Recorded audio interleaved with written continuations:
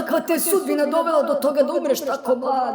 Gospodine, išao sam u školi, naišao sam na ovaj papirić i kad sam ga pogledao, pola sata sam bio ukočen pa sam zakasnio i dao sam papirić nastavnici i ona me izbacila sa časa i poslala kod direktora. Onda je direktor pogledao papirić, izbacio me iz škole i otišao sam kući. Onda su mama i tata pogledali papirić, izbacili me iz kuće i otišao sam kod ujaka na gradilište da radim za pare. Onda je on pogledao papirić i dao mi otkaz i završio sam na ulici gde sam naišao na huligane koji su pogledali papirić i pretukli me tako da sam završio u bolnici, ali onda je doktor pogledao u neki drugi papirić i iz nekog razloga me ubio sekirom.